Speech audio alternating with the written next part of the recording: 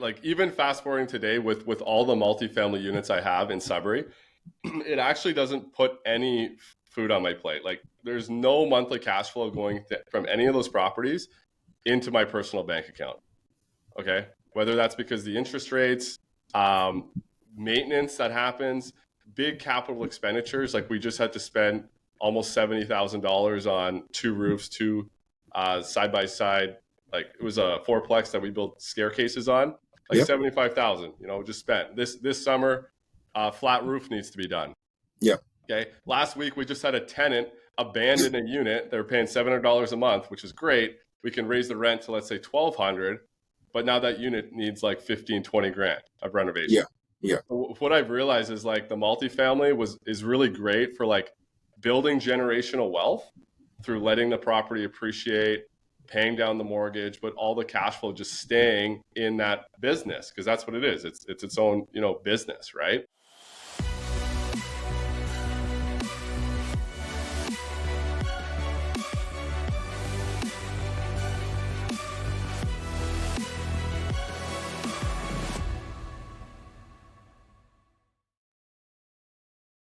Welcome to the Deals Estate Wholesaling Podcast, where we discuss finding, financing, and facilitating off-market real estate deals.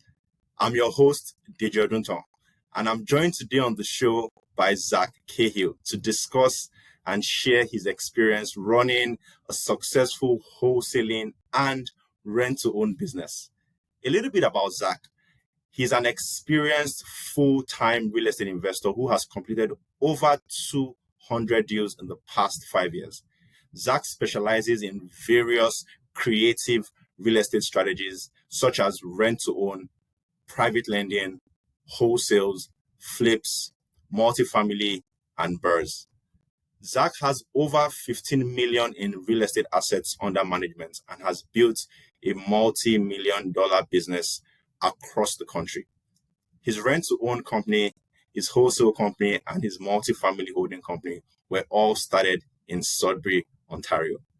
In today's episode, Zach and I discuss the key differences between wholesaling and rent-to-own, the factors you need to consider when evaluating tenant buyers for your rent-to-own properties, and what his future plans are for both his businesses. So guys, you do not want to miss this episode. Before we dive in, we want to say a big thank you to everyone who is tuning in. If you are a fan of this podcast, please like and subscribe on Apple and Google. Now, without further ado, we want to dive into today's episode. Hi, Zach. Welcome to the Deals Estate Wholesaling Podcast. Deji, thanks so much for the bold introduction. I really appreciate it. It's good to see you. It's so good to have you here, man. You and I have been going back and forth, trying to set up this call, and I'm super excited that we've been able to do it today. So how are you feeling, man? I'm excited. I know it's been a couple months of us going back and forth, and I was just kind of in a transition period in my life there. So I'm glad that you held out for me, and super pumped to be here today. Cool, Zach. So I know a lot of people don't know like the logistics that go into scheduling these calls, but again, super excited that we are here today, and we would most likely, I'm 100% certain that we'll be providing value today. Okay, so you and I have been speaking for quite a while, but maybe not everyone who's listened to this episode knows who I'm speaking with. So we usually start off the episode by asking, who is Zach Cahill? Can you tell us about yourself and walk us through what you were doing before real estate and how you got to where you are today? Yeah, 100%. So like many of you guys out there, I started working a full-time job. Didn't know anything about real estate. I ended up in 2013, I graduated to become a paramedic. And from there, again, didn't know much about real estate. Ended up getting hired in a place called Espanola. And at the time, no clue where that was. Had to look up it on the map, and it turns out it was about an hour from Sudbury. I worked paramedic service called Manitoulin Sudbury Emergency Service. So we had bases not in the city of Sudbury, but all around it. And shortly after, I thought I was going up there for a few months and then going to get a job closer to home in London.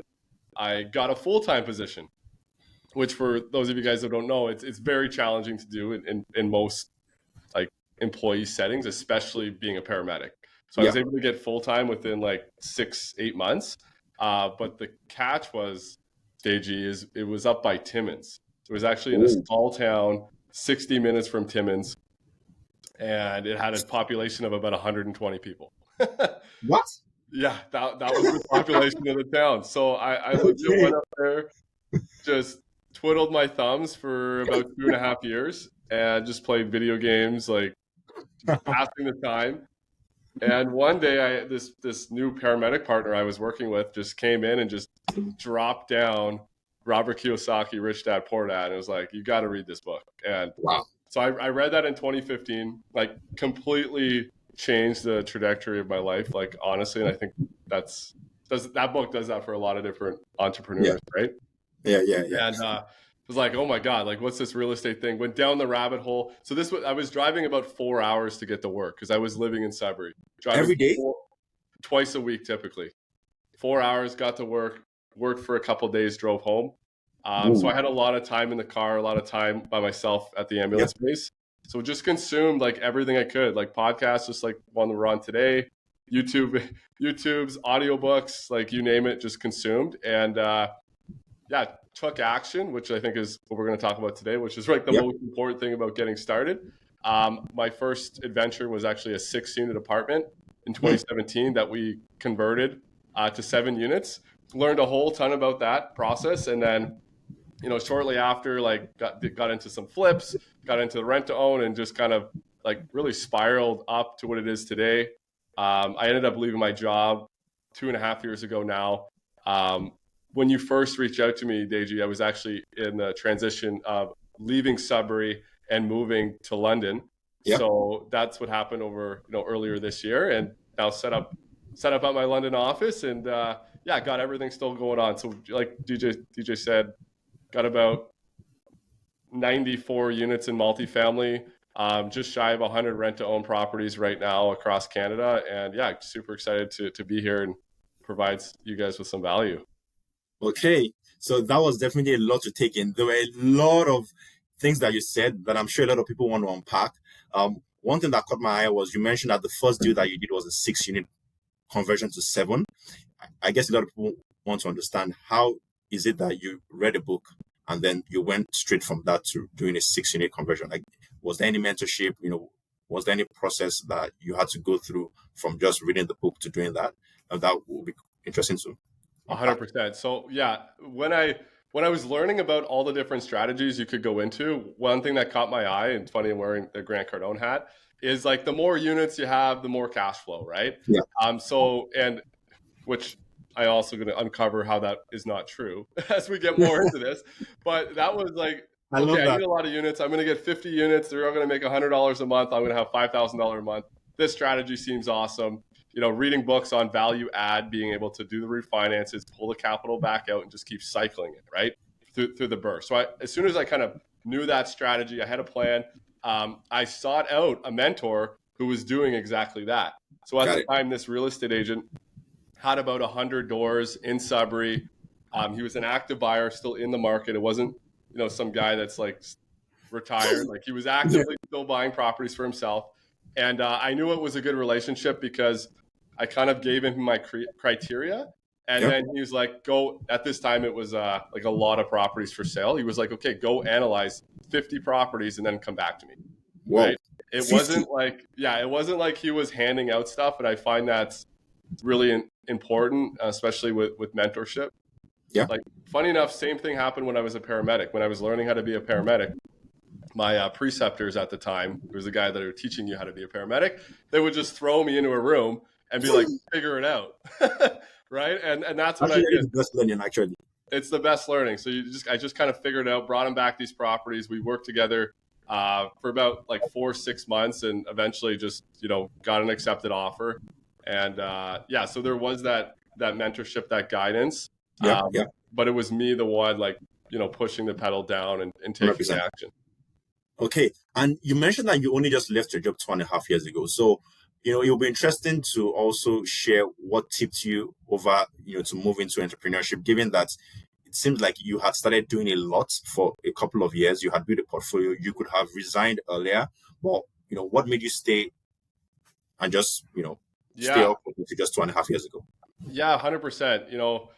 Um, one of like my like the reason one of I stayed is after I did like that project, DG on the refinance, Yeah. I quickly found that you know doing bigger multifamilies wasn't necessarily getting me closer of accomplishing my goal because my goal Yeah. at that time was getting monthly cash flow, Yeah. right? And after the refinance, I wasn't actually closer to my goal because stuff was breaking down, tenants were moving out, XYZ was happening, so the cash flow was very inconsistent. Okay, I had to pivot from that strategy. That's when I got more involved in the rent to own. Um, and again, like even early on, man, like it was like, bought some bad deals, did some bad flips that had set me back, had bad business partners that again set me back, delayed it. And then there just became a time where, yeah, 2.5 years ago, I'm the type of guy just to really like jump and then figure out how I'm going to fall after I take the leap. Yeah. Right. Yeah. So I'll tell you the real story, okay? Like, let's just be real. I was Okay. on parental leave, making probably a couple $1,000 passively from real estate, Yeah. and my ambulance base had changed my position. I was going Okay. from working up north, so that I was working on real estate up north, to now Yeah. the busiest ambulance base. Whoa. Okay. Okay, which so my lifestyle was going to change. Like, had a new family on the way, and I just legit like 2 weeks before I was going to start, just wrote a letter saying I resigned. Now, I'm not recommending like people do this, but once I made the commitment and I burned the bridges, I burned the boats, and I just said I'm going to figure it out. It just opened up this mental mind space in me to just go at my passion every single day, right? Got it. And that's how I figured it out. Like I didn't have a spreadsheet that was like, okay, like on this date I'm gonna have the same income, it's gonna be great. Like no, none of that. It was like a big fork in the road happened. It's like, okay, I can go to this other ambulance base, still working on real estate part time, or I can just push forward. And definitely glad I did, right? So Okay. So this is very interesting because you touched on a point with respect to multifamilies and how the bigger you go with units, a lot of people think, you just multiply the cash flow, but it doesn't always pan out that way. And that drove you to exploring more active sides of real estate, which is like rent to own and wholesaling. So just wanted to, you know, get your thoughts on, like what exactly that passive income looks like as you scale up, on the multifamily spectrum, and how that compares to having an active business in real estate like rent to own and wholesaling. yeah, no, like excellent question, right? Like even fast forwarding today with all the multifamily units I have in Sudbury, it actually doesn't put any food on my plate. Like there's no monthly cash flow going from any of those properties into my personal bank account. Okay, whether that's because the interest rates, um, maintenance that happens, big capital expenditures. Like we just had to spend almost $70,000 on two roofs, two side by side. Like it was a fourplex that we built staircases on. Like Yeah. 75,000. Just spent this summer. Flat roof needs to be done. Yeah. Okay. Last week we just had a tenant abandon a unit. They were paying $700 a month, which is great. We can raise the rent to let's say 1,200, but now that unit needs like 15, 20 grand of Yeah. renovation. Yeah. What I've realized is like the multifamily is really great for like building generational wealth through letting the property appreciate, paying down the mortgage, but all the cash flow just staying in that business because that's what it is. It's its own business, right? Yeah. Yeah. Okay, and there'll become a time where because I pay down the mortgage so much, I can start withdrawing some cash flow. Like, don't get me wrong, but Yeah. right Yeah. now because of the phase it's in, I quickly realized like after doing that first project that I needed to be more active, and that's when I fell across like the rent to own strategy. At the time the interest rates were very low. The cash flow on these properties were great. They still are today, even though the rates are like 300% higher. Yeah. Yeah. But the rent to own, man, like I was getting like one property that was earning me eight, 900, $1,000 a month in cash flow. And I had a great tenant that was taking care of the property, paying down the mortgage, responsible for all of the maintenance, all of the repairs associated Yeah. with that house. The tenant was responsible for, and I learned quickly I wanted to be an active investor. So I was actively finding the tenant buyers, finding the investors that wanted to invest in this passive strategy, and really matchmaking them together. So rent to own, yeah, that was kind of the first. I got rent to own was kind of the next thing I did, and then I eventually kind of went into more of a wholesaling role because those Wholesale. businesses really Okay. complemented each other too. So Yeah, and this is quite interesting because, well, I don't know about everyone else who's listening, but I don't believe rent to own is one of the shinier strategies. As you know, like there's strategies that are like shining object syndrome type strategies where everyone is like talking about it. I don't know that rent to own is that strategy, but I find that it could be super profitable, and that's why I wanted us to have this conversation. So, could you maybe share with us at a very high level what rent to own is? How where it sits in the active passive spectrum. How wholesaling compares to rent to own from an upside standpoint. Because a lot of people think about wholesaling as, oh, I can make a 50K deal, I can do a 40K deal, I can do a 10K deal, and that's the best active strategy. But a lot of people don't take into account like the costs involved, the activities involved. So if you can put that side by side with rent to own to say, okay, you know what, this is the upside you can get with rent to own, this is the upside you can get with wholesaling, these are the pros and cons. So if you could help us put that together, that would be helpful. yeah, so I think one myth buster right now is the concept of having active and passive strategies. Okay, Okay. every real estate investing strategy is active. Every Okay. single one. Now, some might take an hour a year to do it, like an hour for 365 days to do it, but it's still taking you some work to do it. Okay, does that make sense? Yeah. Yeah. So Makes sense. that was kind of one like concept, and I'm really getting clear on because people just think, oh, I'm just gonna be a passive investor or active investor, right? A big learning lesson for me, right? All that was broadcast on social media was like, do the BRRRR, you're gonna make all this passive income. I'm like, it was literally another full-time job, right? Working two full-time jobs. So, as an active investor, an entrepreneur looking to start any business, whether it's wholesaling, rent to own, flipping, doesn't matter what it is, like e-commerce, I'm not involved in that, but just as an Yeah. example, it's going to take all the time that you can put into it. Yeah. Right? Like a lot of people just start one strategy, and this was me early on, man. Like we started one strategy, wasn't working out, then I changed strategies, and then it wasn't working out, and I changed strategies. Right? You just need to be committed on one Long strategy term. Yeah. for years at a time. Right? Yeah. With no shiny objects, you just hyper focus on that one. That's how you're going to get the most results. Okay. As far as like wholesaling rent to own, like which takes more time, like they both take a tremendous amount of time, right? And now I'm at a point where I've been able to like work with business partners. For example, in my wholesaling company, I have two partners that live full time in Sudbury, like John and Brett. John's working right now on project management. Brett's working on the acquisition side, right? I'm working on the investor side, right? And on Okay. the rent to own side, I work with a partner, Jason, who can like manages our whole team, helps with the tenant buyers, and I'm again managing the investor side of things. So, like as you scale up, you can definitely be like leveraging your time, your team, building a team to like so that you can transcend up and help Yeah. more people. But both strategies, from like being an entrepreneur and trying to build the companies around it, as you probably could attest in the wholesaling business, like it's a lot of time and effort. And the more you put in, the more you're going to get out. Yeah. Right. Yeah.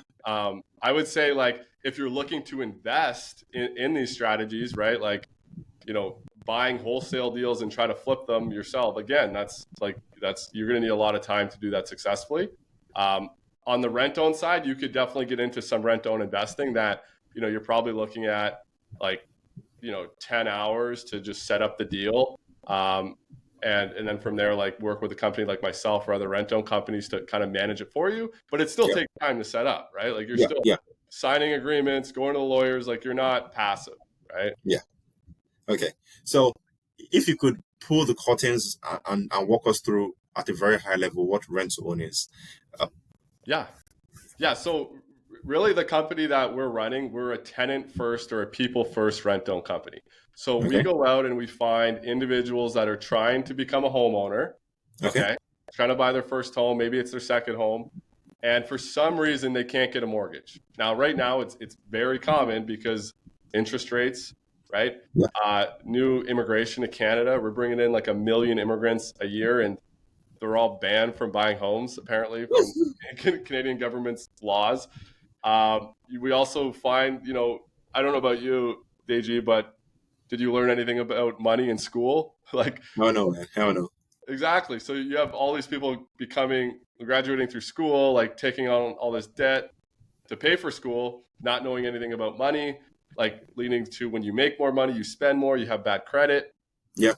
right? So there's all these scenarios that are holding people back from getting a mortgage. Okay. So we go out, the first step is finding that tenant. Okay, that is like the golden nugget of this business. To find someone that wants to become a homeowner, but they can't because of one of those like reasons I just mentioned. Yep. And then we go out, like approve them through our like mortgage brokers, our rent-to-own mortgage brokers. Once they're approved, we'll match a qualified investor who wants to invest in real estate but not have to deal with, the BS. Like a Right? JV partner. Yeah, exactly. And they're kind of mashed together. Our company's in the middle. We're almost like a glorified matchmaker, really. We find a tenant buyer, here's their story, their information. We find an investor, here's their story, what they're looking for. We match them together, and the tenant goes out, picks their own home, right? And Okay. usually an A or B neighborhood. The investor buys the home for Okay. them. Then we work with the tenant buyer. I know this is definitely more in depth. We work with a tenant buyer for the next, 2, 3, 4 years to improve the credit, for example, help them Yep. get a mortgage. And then eventually the tenant would buy the house back from the investor. The investor sells the property, gets their initial investment back. And, it's all about the win-win, right? So at the end of the Yeah. day, Yeah. tenant buyer becomes a homeowner. The investor earns some, like, again, I almost said passive income, but, pretty close to passive income for 3 Yeah. years. And our company's in the middle, making sure everything's going according to plan. Okay. So as you're speaking, I'm trying to, compare and contrast with wholesaling. So it's more like with wholesaling, you are looking for motivated seller leads. In rent to own, you are looking for motivated tenant buyers. And then once you get them, you match them up with investors, very similar to how you would match the sellers with investors Yeah. if you had a deal. Right? Yeah. One of the bigger differences too would be like, in a wholesale, um, you're able to kind of like assign it to the investor, and then, you're kind of done at that point. Yeah. Right. I mean, as long as you're assigning good deals, which is important, you'll probably have a repeat client, right? Because the Yeah. investor will make money and come back to you, and you kind of keep doing it. On the rent-own side, once you kind of do that match with the tenant, like, it's our responsibility to work with that tenant for the next 2, 3, 4 years, so they can then buy the house back from the investor. So there are longer time frame to these deals, right? On the rent-own side. Yeah. Now the bonus is like you're getting, some monthly cash flow, right? Got it. Okay. Over the time. So kind of two different strategies, but they, do have their similarities in a way. Okay. So, having to work with a tenant buyer for like 2, 3, 4 years, then that's super active. But what you're saying is every single month, in addition to the investor getting cash flow, your rent to own business also gets cash flow as well. Correct. And you can, for example, for our team, we put in place like a mortgage broker that will do, and a credit counselor, let's say, that will do check-ins with the tenant buyer, to Got it. make Okay. sure they're on track to buying a home. But as Yeah. opposed to a wholesale, like you're just assigning a deal and you're done. Right. Okay. So the rent, like, yeah, I don't know if I would say like one's better than the other. They each have their place. Yep. But truthfully, it really just matters like what you're most like passionate about, right? Yeah. Like, Yeah. so that you can pick a strategy that aligns like with your passion With and your goals the and focus. with the skills. Yeah. Yeah. Okay. And that is super helpful. So when you think through like wholesaling and you think through this, like you made a very fine point with respect to the the macro trends that are affecting rent to own, where there's immigration, there's a lot of people that are coming in, don't necessarily have the means to buy or don't have the funds to buy. And because of that, it's driving the demand for rent to own. I had a question with respect to, who would you say is typical tenant buyer? Like, what's their avatar? What's the criteria? And, with the current markets that you see today, like, do you find that this market is supports rent to own better than wholesaling? And how do you see like those two strategies in a market like this? Yeah, I love that question. I'll do my best to answer it. Oh, so I mean the avatar, that's like a textbook, when we have multiple different avatars in a rent-own company, but the strongest one is usually like, household income around like 75,000 to 150,000. Probably like middle age, like, between 30 and 40 years old, trying to buy like their first home, but can't do it because they have like two new cars, or maybe not brand new, but they got two car payments, and they got some other payment for a toy or something like that. Yeah, They're making really good income, but they just can't meet those debt service ratios, yeah, right? yeah. Or maybe like they had a divorce in the past, and there's something on the credit, etc., like a consumer proposal, things like that. Got Um, it. the immigration one is like its own avatar, but that's very specific to new Canadians that want to buy a home. Okay, so Yeah. one of our criteria is, like I mentioned, is the household income. Usually, it's a Okay. minimum 75,000, but the other is they need to have usually like a 4% down payment, right? Okay. And that's crucial. You don't want to be doing rent owns if they don't have any savings.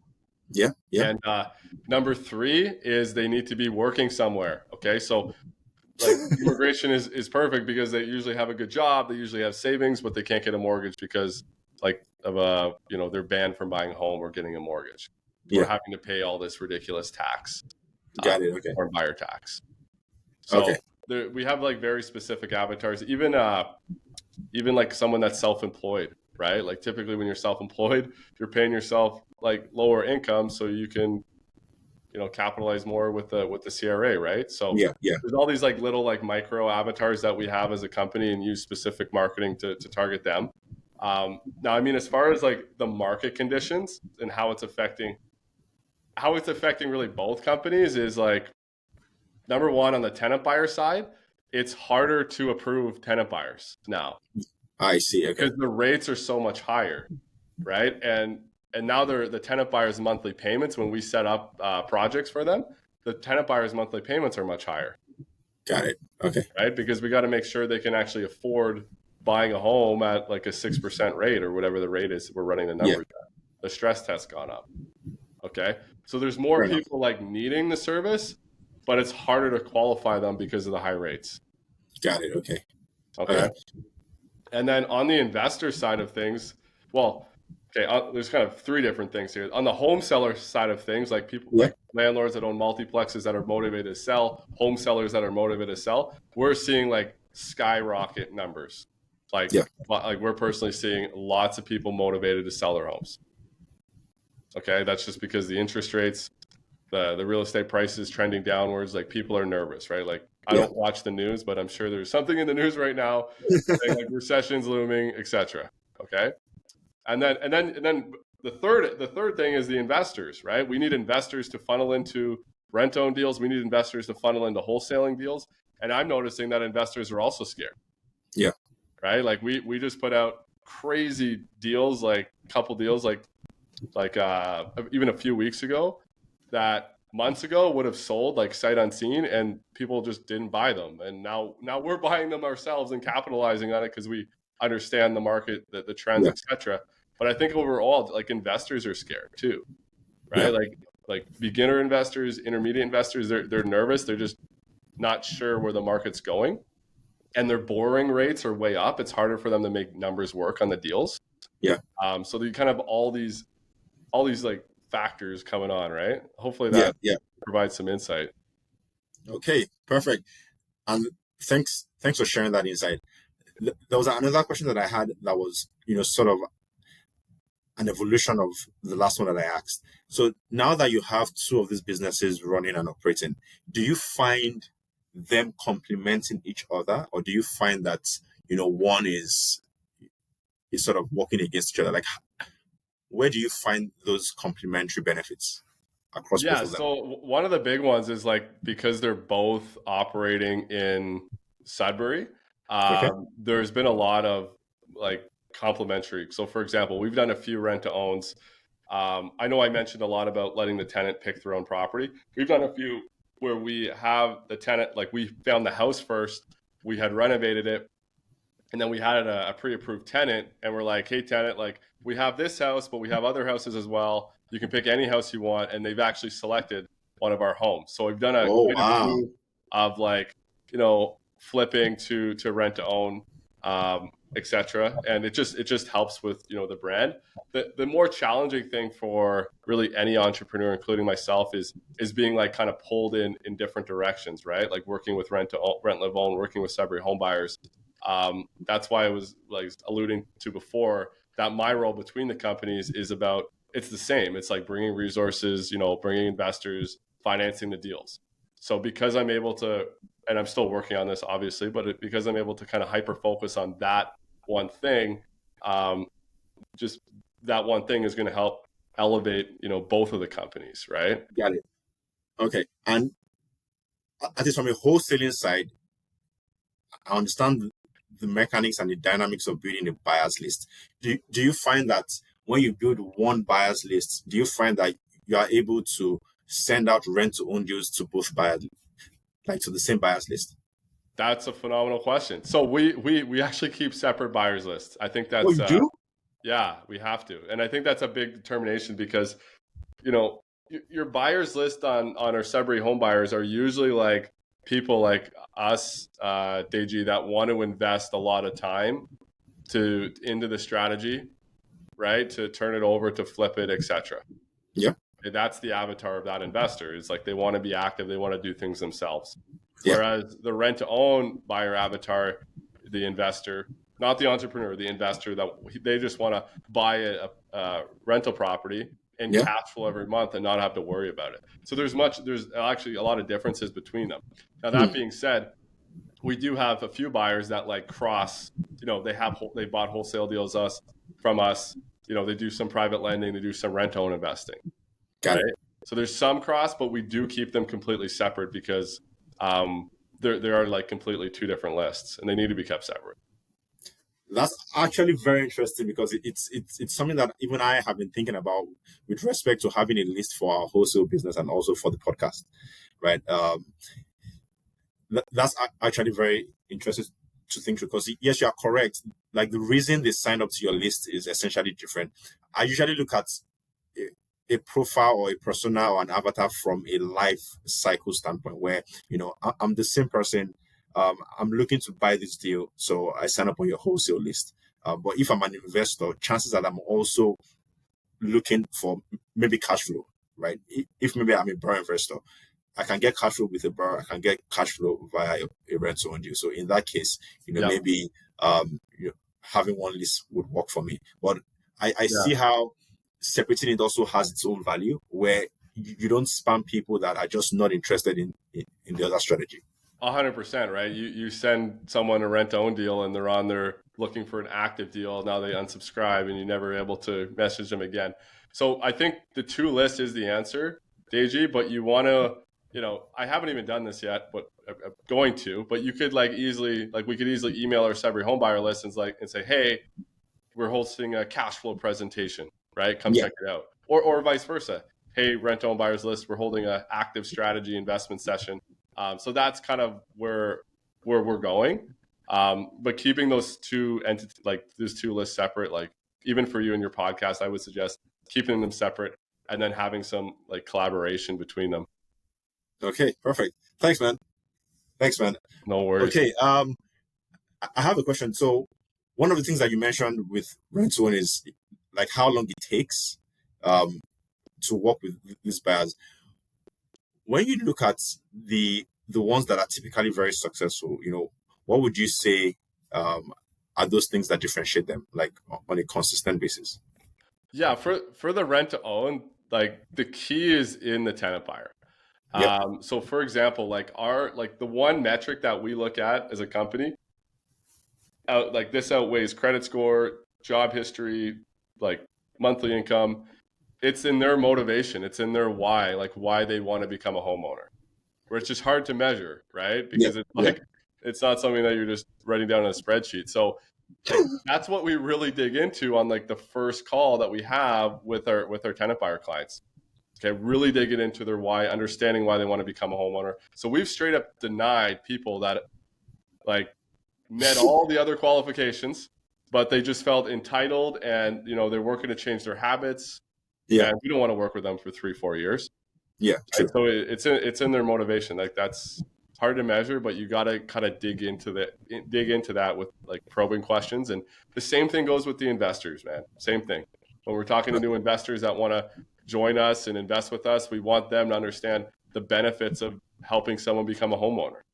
Yeah. Right? Like Yeah. look at when COVID happened and there was like multiple layoffs and we went through strikes. Like our investors, like they understand like what's going on, right? And we Yeah. were able to make out payment plans, do extensions, and that's why we've been so successful. I think we're like 92% success rate, and the success rate is defined of having the tenant buy the house After the entire period. after the entire program. Wow, Exactly. that's sick. Yeah. Wow. So I mean, it just comes down to like really screening them. Like we're getting 400 people applying a month and approving about 3. Whoa. Yeah, so it's that's just for Sudbury numbers, but to kind of give you some numbers to work with, right? Like Yeah. we're very diligent with who we work with, have a vigorous screening system. Okay. So when you say you have about 400 people applying, like how do you typically do marketing for rent to own? Yeah, our like we do the standard, right? Like paid ads, like stuff on Facebook, Kijiji, etc. But really, our growth strategy on the rent to own has been relationships with our dream supporters, and our dream supporters are real estate agents and mortgage brokers that understand like what we're the benefit of Yeah. them, and they do like we get lots of referrals. Got it. They Got it. refer it to us, we work with the client, we send it back to them. So just building relationships has kind of been, which has taken a long time to do, right? Like Yeah. Yeah. so. Okay. All right. So you shared a lot about rent to own. So we wanted to touch on wholesaling and just how that journey has been. You mentioned that you started rent to own first and then you started wholesaling. Wanted to get your thoughts on, you were already doing an active strategy, successful, and then you were like, I need to do another active strategy. Like at what point did you figure, oh wow, I have enough time to do yet another active strategy? What was your thought process then? What drove you to do another active strategy, and how did that come about? Yeah, so looking back, like at this, like I'm definitely happy and grateful where I am, but with the business coaching that I've had up to this point, like it's definitely a mistake, right? I already called myself out on this earlier. Like I was basically sticking with rent to own, and then like most people are sticking with strategy, a shiny object comes up and you jump on it, and now all of a sudden Yeah. I'm doing two things. So like as far as like a business, I was just a rookie, like an amateur. And what had happened, like again, if I could go back, I would do the same thing. What had happened is I started a real estate meetup in Sudbury, Yeah. 2018, and for like 6 months we would have like 3 guys showing up. And two of Okay. those guys ended up being my business partners in Sudbury Home Buyers. But the first partner was John, and I read that book, Who Not How, and Yep. John was really good at finding deals off market, like hustling all over Sudbury, and was looking for someone that could provide financing for the deals, whether it's private lenders or investors to buy them, and that's what I was good at. And what I remember just late nights talking to him at the ambulance base, and eventually we're just like, okay, like let's do this together. You find the deals, I'll sell them, Yep. and that's how it started. So it was kind of just like it just fell on my lap in a way, and then eventually we added Brett to the squad, and it just yeah. So that's if that helps, like how we got started, and Yeah. So that does. There's one thing you mentioned, regarding where you are now, which is running two successful businesses. Also, the point at which you started them, where you feel like maybe you shouldn't have. Given the coaching that you've gotten up until now, if you had to do it again, would you still start both, yeah, or phenomenal would you question. focus on just one? Like I wouldn't change anything. Like I definitely don't have regrets of doing it. Part Yep. of this knowledge actually came from like after starting that wholesale company with John, I ended up getting a business coach, and this guy was actually like teaching under Blair Singer, and Blair Singer is one of Robert Kiyosaki's advisors. For those Yeah. you guys don't know, and what I found out was there's a lot of real estate coaches out there that don't know much about business, right? And Jason brought to the table like just 100% business knowledge, like not much about real estate, right? But business is replicated no matter what you're doing. So Yeah. I was able to kind of learn through Jason um, about how to build a business, right? And if I would go, like, I wouldn't have known that if I didn't, have Sudbury home buyers, right? So Yeah. I'm a firm believer everything happens for a reason. 100%.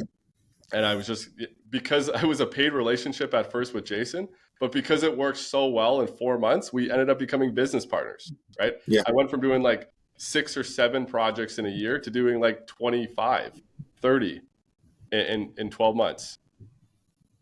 Right. Wow. Just like compliment again, who, not how. Jason was really good at structuring the business, building the team, building systems and SOPs, and holding team members accountable to them. Right. And that's not what I was good at. So Yeah. Yeah. Okay. So with your experience building both businesses now, if anyone came to you and just said, okay, can you walk us through like your biggest challenges in starting both these businesses, and what would you recommend to any newbie, to sort of avoid those challenges? yeah. So the biggest challenge to any entrepreneur is like the excitement that we get. Yeah. Yeah, that's it. Like we start something new and it's very exciting. It's new. It's great. And we keep doing it. And there becomes along the line, we get almost to this like normal position where, maybe you're doing a couple rent owns every month and it's great and it's working out. And then like some opportunity knocks on your door and is like, oh, hey, Zach, let's do this project together. Let's joint venture. Or like, look at this great opportunity.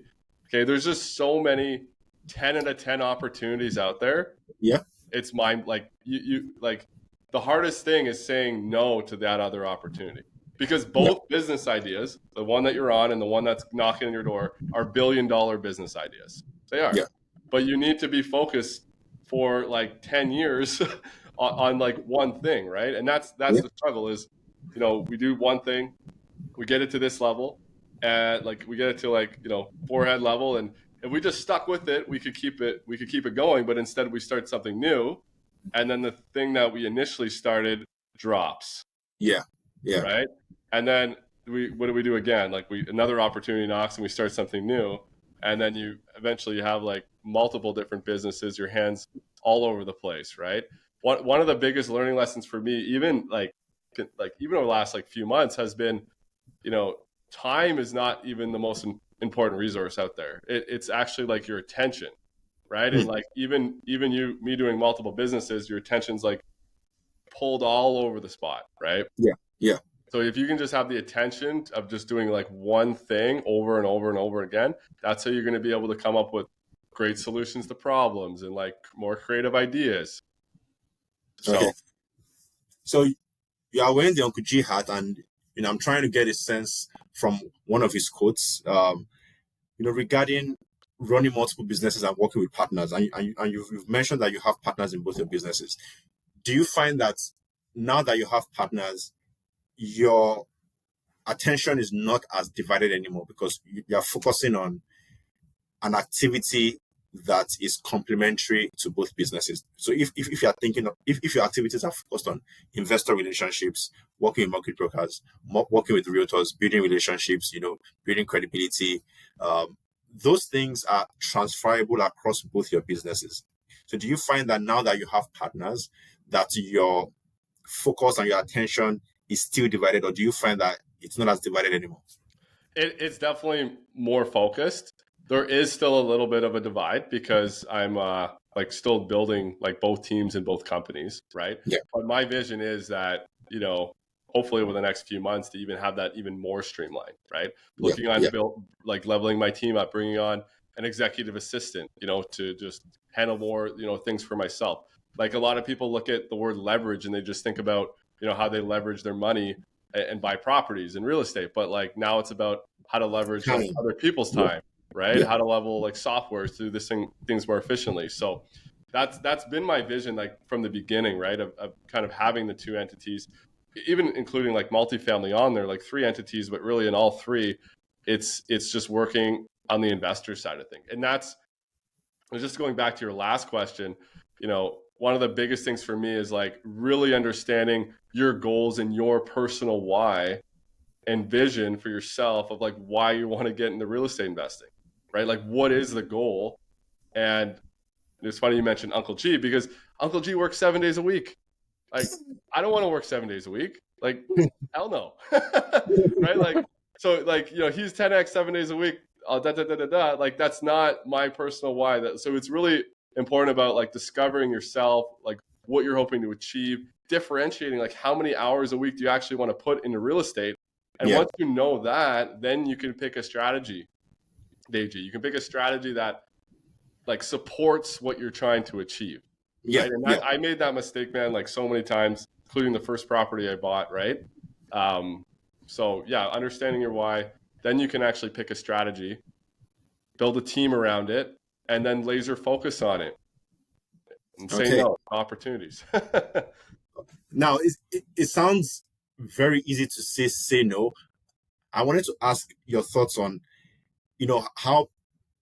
how people actually deal with saying no, right? Because to your point, in real estate, a lot of strategies can make you money, right? Like, for example, someone can be working on a multifamily deal for 1 year. You, in the background, the person has been working at it for 1 year. And then maybe the person does a refinance in year two. You then see a post, I just pulled out $1 million of the refinance. And you're like, oh my God, 1 million. But you forget that for the past 1.5 years, the person has been slugging it out.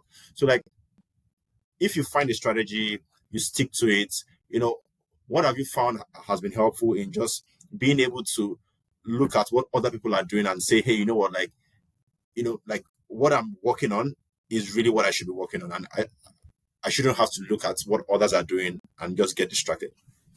Yeah, I love it. I'm going to nail this one. Okay. Going back to like really discovering yourself. Okay.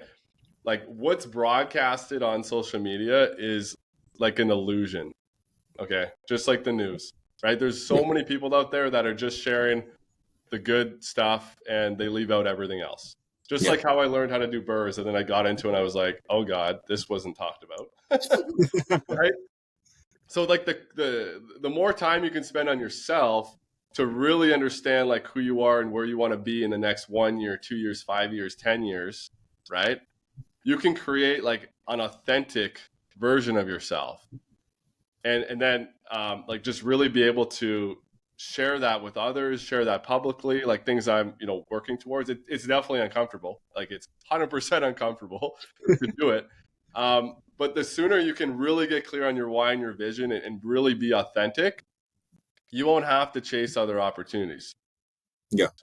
Like there is going to be that first few things where people are asking you and you're like, hey, listen, I know it's a great idea, but I'm working on $1 billion business right now and I need to focus on this.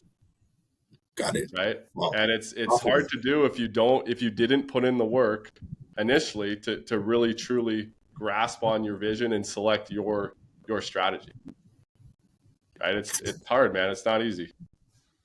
Okay. That's a mic drop moment there, man.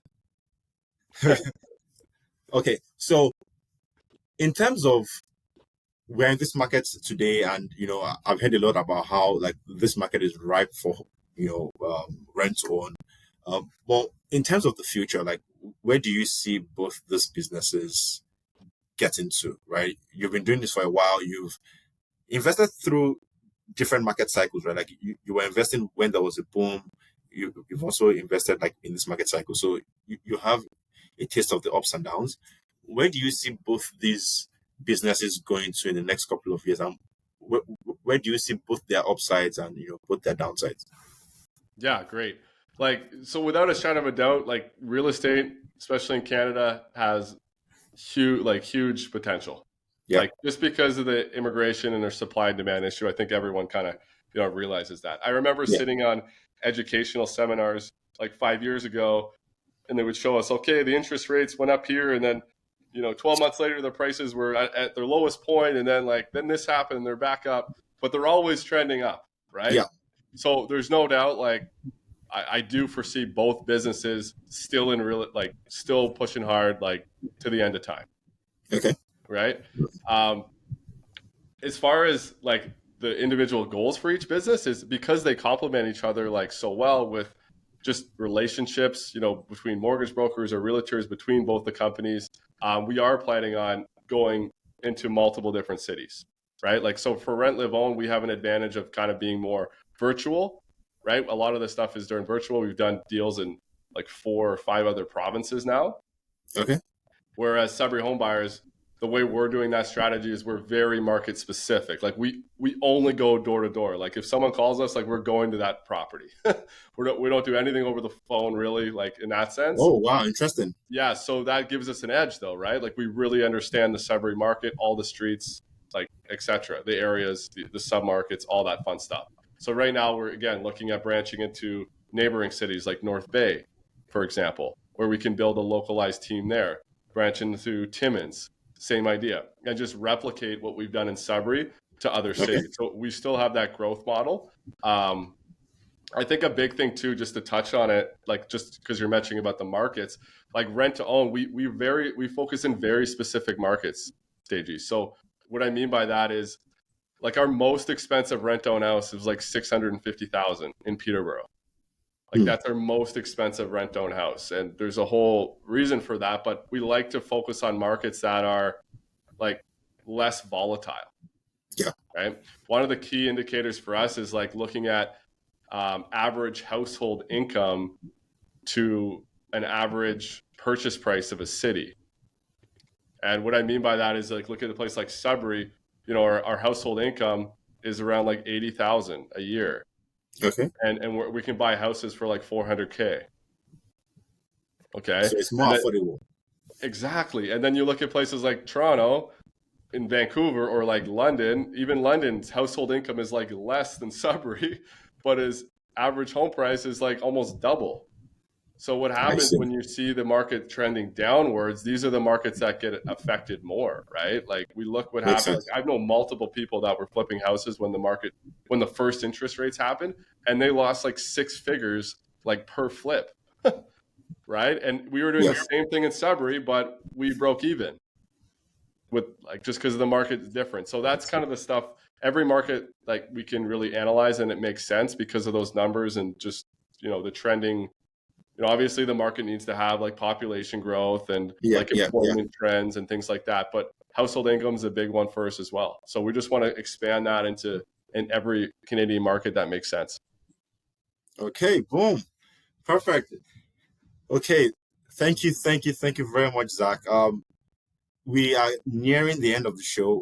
If you had to give one piece of advice, to all our listeners, they could be new, they could be experienced.